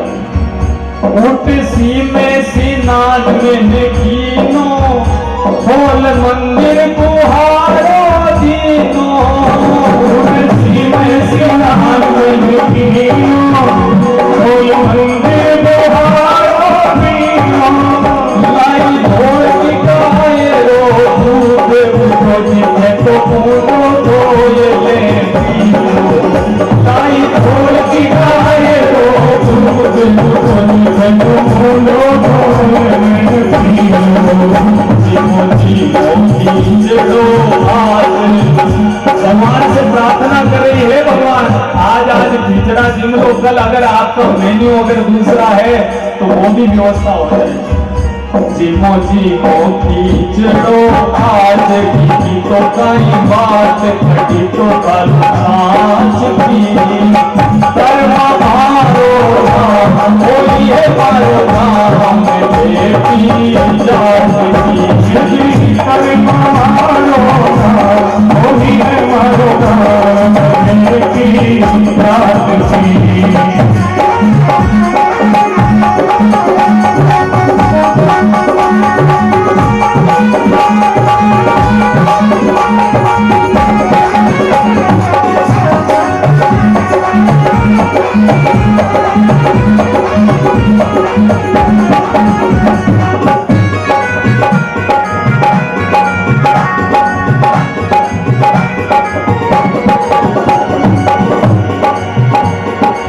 भगवान से कर्माबाई प्रार्थना करती है, भगवान आज खिचड़ा जीव लो, कल आपके लिए बढ़िया भोजन बनाऊंगी।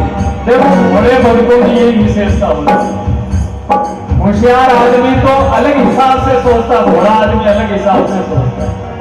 तो कर्माबाई भगवान से कहती है, ओ काल धारे ताई सीरो बढ़ाऊं, काल धारे ताई सीरो बढ़ाऊं, पानी बिछोड़े कुबेरो बनाऊं, काल धारे ताई सीरो बढ़ाऊं, पानी बिछोड़े कुबेरो बनाऊं, ऊंचाई ताल जमे धीमी ताल, जाने छोटा छोटा फल कदमा,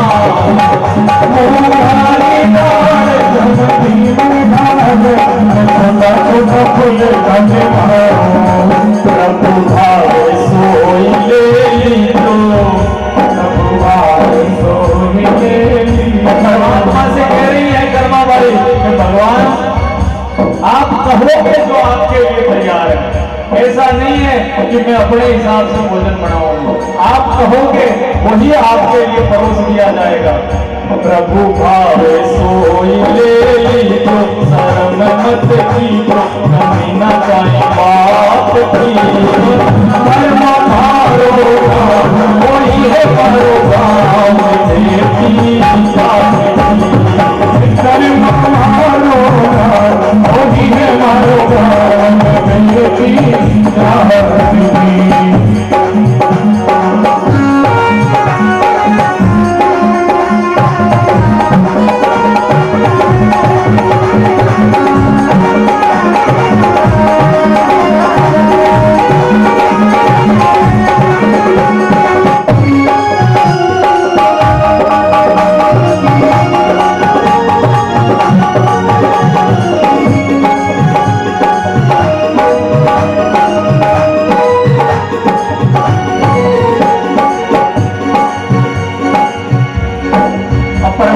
प्रार्थना कर रही है, राम जी तो कैसे राजी होता है ये मैं नहीं जानता,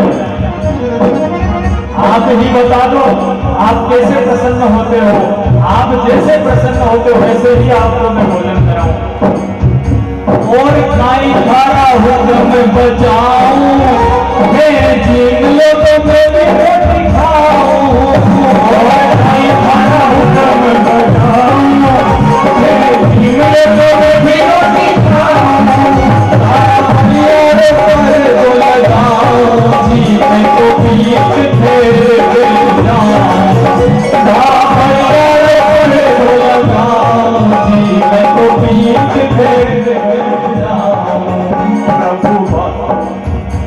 अब क्या हुआ, परमात्मा आपका अगर छुप के आप भोजन करते हो, पर्दे के पीछे भोजन करते हो, तो कर्मा कहती है कि महाराज मैं तो धाबैयारो पर्दो लगाई, और आपकी इच्छा हो तो महाराज मैं तो पीठ फेर के बैठ जाऊं। मेरे से शर्म आती हो कि रोज तो भाई पिताजी जिमाते हैं, आज छोरी लेके आई है भोजन, तो मैं तो अपना पीठ उधर कर लेती हूँ, आप भोजन करो। धाबैयारो पड़े तो लगाऊंगी, मैं तो पीठ फेर के बैठ जाऊं। धाबैयारो पड़े तो लगाऊंगी, मैं तो पीठ फेर बैठ जाऊं। अब क्या हुआ, जब ऐसा भावना देखी तो परमात्मा स्वयं प्रकट हो गए। हमारे धर्म ग्रंथ क्या कहते हैं, हमारे शास्त्र क्या कहते हैं, देखो सुनने की बात है, बड़ी गहरी बात हमारे शास्त्र कहते हैं। कन्नदेवो विद्यते काष्ठे, देवता कहाँ निवास करते हैं।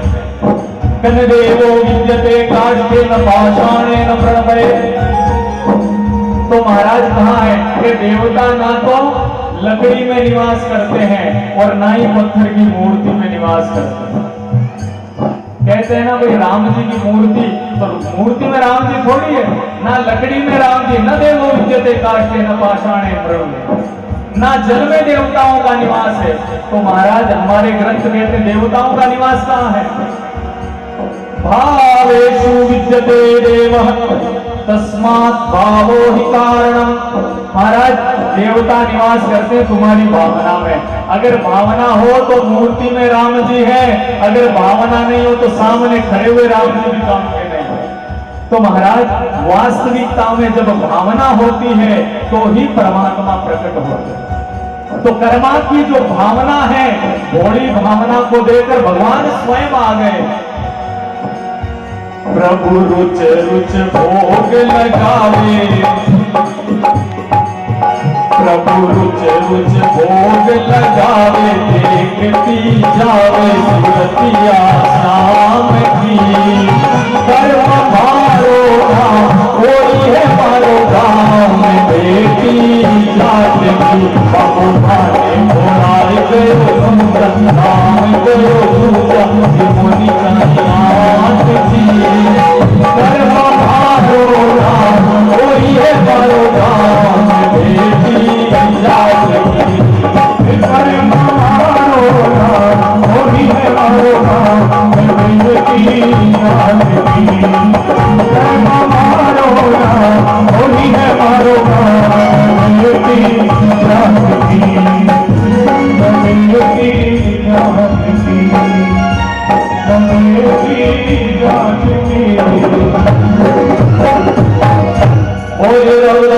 महाराज की जय हो, भक्त वत्सल भगवान की जय हो। तो महाराज जितने भी भक्त हुए, जितने भी संत हुए, जितनी भी कथाएं की जा रही हैं, उनका उद्देश्य हृदय में भाव जगाना मात्र। तो हृदय में भाव जगे, इसके लिए ही सारी पूजा है। बाकी देवताओं का निवास भाई कहीं पर नहीं, केवल और केवल भगवान तो भाव के वशीभूत है। अब महाराज कर्मा तो रोजाना बढ़िया से बढ़िया भोजन बनाकर भगवान को भोग लगाती है। अब पिताजी यात्रा करके वापस आए और महाराज भगवान को भोग परोसा, और नित्य जो कर्मा की ड्यूटी थी महाराज वो तो समाप्त हो गई, पिताजी की ड्यूटी शुरू हो गई। अब पिताजी तो महाराज वही जो खट कर्म करते हैं, भगवान को भोग लगाया, लाके प्रसाद रखा और जीवने लगे। कर्माबाई ने कहा ये क्या, भगवान ने आज भोजन नहीं किया? कहा कर्मा भगवान कब भोजन करते हैं? अरे पिताजी ये क्या कर रहे हो आप? भगवान को थाली लेके गए, 5 मिनट में भरी हुई थाली वापस लेकर आ गए। महाराज ये क्या लीला है? कहा कर्मा भगवान तो कोई प्रकट होके भोजन थोड़ी करते हैं, वो तो भावना होती है हमारी भोग लगाते। कहा कैसे नहीं करते? महाराज कर्माबाई लेके गई, भगवान प्रकट होकर भगवान ने भोजन किया। पिताजी देखकर आश्चर्यचकित हो गए। अरे हमको भजन करते करते इतने साल हो गए, भोग लगाते इतने साल हो गए, लेकिन राम जी आज तक नहीं प्रकटा। ये छोटी सी कन्या कुछ नहीं जानती, इसने भगवान को प्रकट कर लिया। तो महाराज भगवान होता है वो भाव के वशीभूत होता है। परमात्मा की लीला अपरंपार है। संत कोई भी संत हो वो हमारे हृदय को परिवर्तित करने की बात करते हैं। जितने महापुरुष हुए कि भाई मन को सुधारो, तन को सुधारने से कुछ नहीं होगा। यही बात दादू दयाल जी महाराज ने विठल व्यास को समझाई। पंडित जी महाराज, ऊपर आलम करने से परमात्मा कभी प्रसन्न नहीं होते। परमात्मा तो प्रसन्न होते हैं भीतरी सेवा से। अगर हमारे पास में महाराज भाव का जो कुछ भी है ना महाराज, भगवान उसको ग्रहण कर लेते हैं। ऐसी बात नहीं है कि परमात्मा कोई 56 भोग ही खाते हैं। महाराज ये तो कर्मा की बात थी। भगवान जब पधारे थे ना, भगवान कृष्ण कौरवों और पांडवों की संधि कराने के लिए वहां हस्तिनापुर गए। दुर्योधन ने बड़ी तैयारी की। जो राजनेता लोग होते ना होशियार होते हैं, चालाक होते हैं। दुर्योधन चतुर था। ये कृष्ण की अगर मदद लेनी है तो कृष्ण को राजी रखना पड़ेगा, तो व्यवस्था करो। वैसी व्यवस्था की। 56 भोग बनाए गए। महाराज भगवान ने कहा देख 5 गांव पांडवों के लिए मांगता हूं, ज्यादा नहीं मांगता। तू 5 गांव दे दे, मैं राजी कर दूंगा, पूरी धरती तेरी बाकी। कहा 5 गांव तो क्या, एक सुई की नोक टिके जितनी जमीन नहीं दूंगा, जाओ तो होशो कर लो। तो महाराज भगवान मन के अंदर ऐसी भावना हुई, अरे दुर्योधन है, ये युद्ध करा के मानेगा और वंश का नाश करा के मानेगा, ऐसे मानने वाला नहीं। महाराज भगवान जाने लगे, कहा कन्हैया शत्रु हैं तो पांडव हैं, तुम शत्रु नहीं हो, तुम तो हमारे मित्र हो, तुम्हारे लिए तो हमने भोजन की व्यवस्था कराई है, 56 भोग बनाए हैं। भगवान ने कहा दुर्योधन तूने तो 56 भोग बनाए हैं, लेकिन ना तो 56 भोग खाने की मेरी भूख है और ना ही खिलाने की तेरी भावना है। भोजन 2 जगह ही होता है।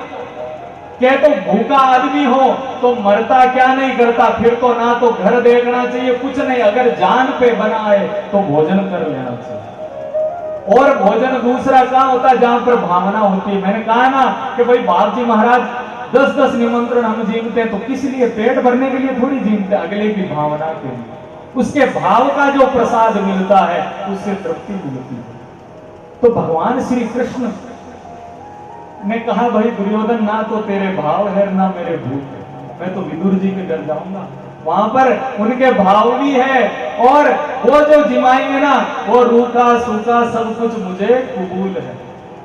महाराज गए विदुर जी के घर। विदुर जी तो कहीं सामग्री लाने गए हुए थे, विदुरानी घर में, ना तो वस्त्रों का होश, दरवाजा खटखटाया, कहा कौन है, कहा कृष्ण हूं। कृष्ण का नाम सुनते ही सुध बुध खो गई, इसे कहते हैं भावना। कई जगह बाबू जी महाराज पधारते हैं ना घरों में, तो महाराज वो पाते बिछाने हैं बिटाना वो सब भूल जाते हैं। अरे महाराज हमको तो ध्यान ही नहीं रहा, आप आए, इतनी उत्सुकता बढ़ गई, उत्सुकता में हम तो सब भूल ही गए कि आपके तिलक काटना है, मोड़ी बांधनी है, कुछ भी नहीं है। तो भाव इसी का नाम है और इसी में भगवान निवास करते हैं, इसी भाव में परमात्मा निवास करते हैं। तो अब विदुरानी है, महाराज क्या कर रही है, केले का प्रसाद है तो केले में से गिरी तो निकाल के फेंक रही है, छिलका भगवान को दे रहे हैं। तो महाराज भगवान छिलका जीमते जा रहे हैं, जीमते जा रहे हैं। विदुर जी आए, विदुर जी ने देखा, अरे विदुरानी भगवान घर पधारे और छिलकों का तुम भोग लगा रही है और गिरी गिरी फेंकती जा रही है। विदुरानी ने कहा अरे अरे गलती हो गई मेरे से। विदुर जी को भगवान ने कहा विदुर जी आपने पूरा रस खत्म कर दिया, मेरे को इन छिलकों में इतना स्वाद आया।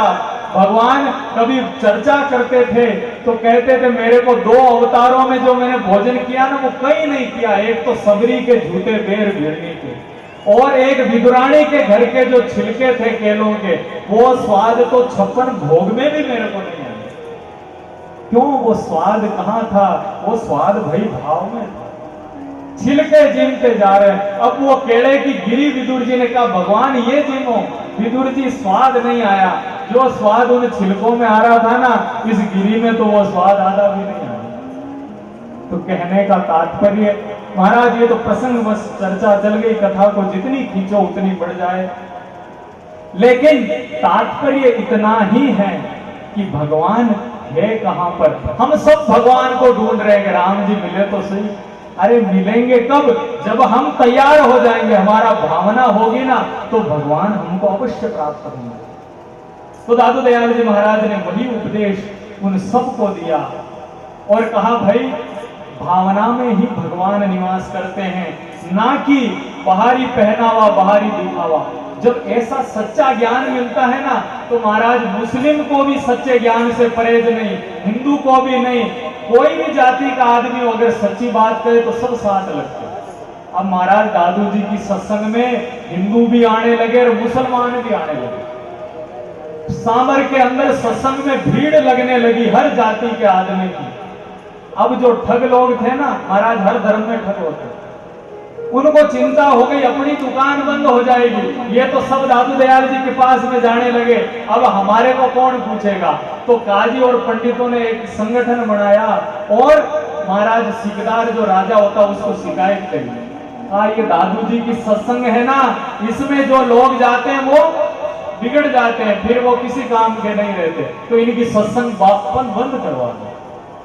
तो सिकदार ने भाई जब इतने लोग इकट्ठे हुए तो आज्ञा निकाल दी, जो दादू के जाएगा 500 रुपए का दंड भोगना पड़ेगा, जो कथा सुनने जाएगा अरे देखो तो सही हमारे गुरु महाराज की कृपा, बाबा जी महाराज की कृपा, हमको फ्री में इतनी सुविधा में कथा सुनने को मिल रही। उस जमाने में आज से 500 साल पहले अगर 500 रुपए का जुर्माना लगा देना महाराज, उसकी जिंदगी जुर्माने में निकल जाए, वो चुके ही नहीं।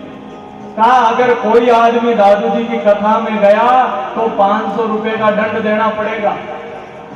महाराज गांव वाले अब दंड कौन देवे, फोकट में लोग कथा नहीं सुने तो रुपए दे के तो सुने ही कौन। महाराज भीड़ जाना बंद हो गई, कथा में बिल्कुल खाली पड़ता। संतों के क्या फर्क पड़ता, दादू जी ने कहा भाई बहुत ही बढ़िया, अपन तो राम जी का भजन करेंगे, ये लोग आते थे तो सुनाना पड़ता था, अब कोई आएगा ही नहीं तो अपन राम राम करेंगे। लेकिन गांव में दो सेठों के लड़के, उन्होंने मन में विचार किया भाई भगवान ने पैसा दिया है, रुपया दिया, धर्म के लिए तो दिया है, और ऐसे संत वापस मिले या ना मिले, तो जब तक हमारे पास में धन है हम तो दादू जी की कथा सुनेंगे। वो दो लड़के दादू जी के आश्रम में पहुंच गए। पहुंचते ही महाराज वहां तो सिपाही घूम रहे थे, उनको पकड़ लिया। कहां जाते हो? कहा हम सत्संग सुनने जा रहे हैं। सत्संग सुनने जाते हो तो 500 रुपए जमा कराओ। अरे भाई सुनने के बाद में वो भी करा देंगे, हम कथा सुन के तो आ जाए। महाराज अंदर गए और दादू दयाल जी ने कहा अरे तुमने राज आज्ञा नहीं सुनी, राजा की क्या आज्ञा है, जो सत्संग में आएगा 500 का दंड लगता है। महाराज लगे 500 की जगह 1000 लगे, कोई फर्क नहीं पड़ता, जब तक पैसा है हम सत्संग सुनेंगे।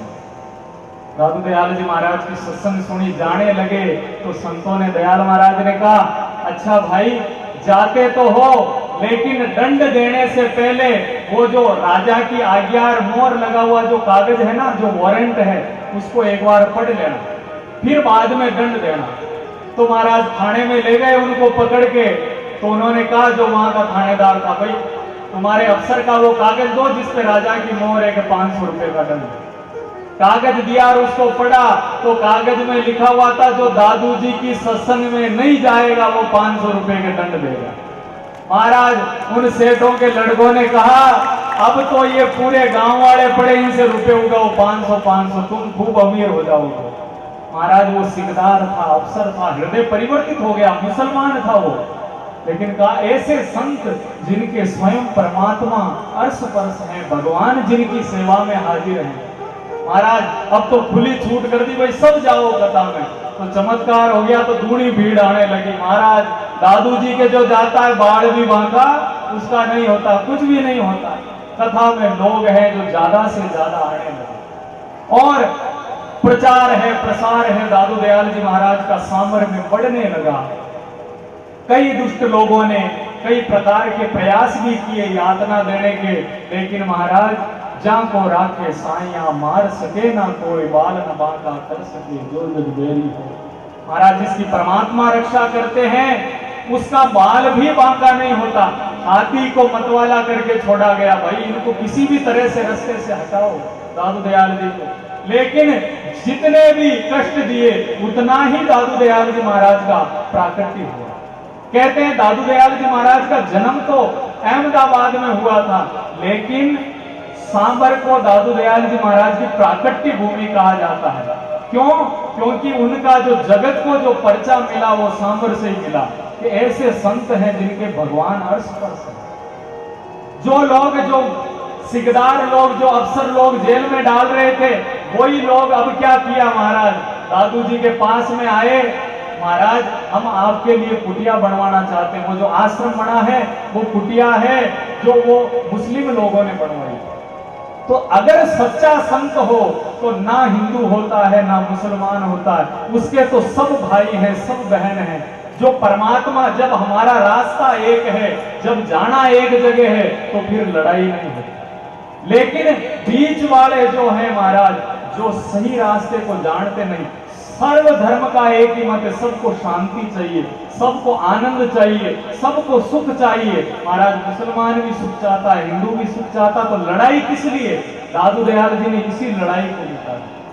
यही कारण था कि जितने हिंदू शिष्य थे उतने ही दादू दयाल जी महाराज के मुस्लिम शिष्य भी थे। तो इस प्रकार से दादू दयाल जी महाराज की ख्याति चारों ओर फैलने लगी। संत कभी छुपता नहीं है। तो महाराज कथा का क्रम तो चल रहा है, और सत्संग का ये दिव्य आयोजन है, ये गंगा है, ये हमारे गुरु महाराज यहाँ पर लेके आए हैं। इतना संत समागम हो रहा है, संत महापुरुष पधार रहे हैं। महाराज मैं कितना सुनाऊं, ये संत महापुरुष जो पधारे हुए हैं सबका सम्मान होना चाहिए, सबके मुखारविंद से हमको कुछ अमृत वचन सुनने को मिले। इसीलिए महाराज ये गंगा तो बहती रहेगी, अगले 3 दिनों तक ऐसे ही अनवरत रूप से 3 दिनों तक क्या महाराज ओ में तो ये गंगा बहती रहती है। सत्संग रूपी ये गंगा है, संतों के दर्शन रूपी गंगा, इसका कभी टोटा नहीं है महाराज। यहाँ 10-15 दिन का विश्राम है इसमें, यहाँ नहीं बहती तो महाराज जाके बहाते हैं, जहां जहां सत्संग होती है, जागरण होती है, वहां जाके महाराज सत्संग श्रवण करवाते हैं। और फिर 2 महीने का चामासा लगने वाला, चामासन फिर 2 महीने में। तो महाराज इस पवित्र तीर्थ पर अनेक संत महापुरुष पधारे हैं, तो सबको महाराज सबका आशीर्वचन हमको श्रवण करने को मिले, सबका ज्ञान हमको श्रवण करने को मिले। इसी के साथ में इसी भावना को लेकर मैं अपनी वाणी को यहीं विराम देते हुए, मैं यहाँ पर संत पधारे हुए हैं तो हमारी बाल साध्वी कृष्णा जी परमानंद जी महाराज की शिष्या पुष्कर में रहते हैं, पाली में इनका आश्रम है, बड़ी अच्छी कथा करती हैं, सत्संग करती हैं, और भी संत पधारे हुए हैं। तो सभी संतों को सर्वप्रथम मैं कृष्णा जी को यहाँ पर आमंत्रित करता हूँ कि वो अपनी अयोध्या से हमारी बहन जी राधा जी और पधारी। देखो राधे श्याम महाराज सब आ रहे हैं यहाँ, तो कोई अयोध्या से आ रहे हैं, कोई पुष्कर से आ रहे हैं, कोई काशी से आ रहे हैं। मैंने कहा ना ये कुंभ लग रहा है, तो महाराज इस कुंभ का सबको आनंद लेना है। तो फिर राधा जी भी सुनाएंगे, और भी संत हैं वो भी श्रवण कराएंगे। फिर हो सकता है 4 बजे का हमारा समय है कथा पूरी करने का, तो 4 के 4:30 ही बजा, कोई फर्क नहीं पड़ता। स्वामी जी महाराज पधार रहे हैं, आचार्य श्री गोपाल दास जी महाराज। तो महाराज ये तो अमृत है, ज्यों ज्यों पीवे राम रस त्यों त्यों बड़े प्यास। तो घाट घाट का पानी, मुख मुख की वाणी, महाराज संत पधारे हुए हैं। तो मैं कृष्णा जी को आमंत्रित करता हूं कि अपनी अमृतमय वाणी आपको श्रवण कराए। बोलिए दादू दयाल महाराज की, सुखराम दास जी महाराज की, बाबा जी श्री गंगादास जी महाराज की, बाबा जी श्री पोखरदास जी महाराज की जय, सभी संत महापुरुषों की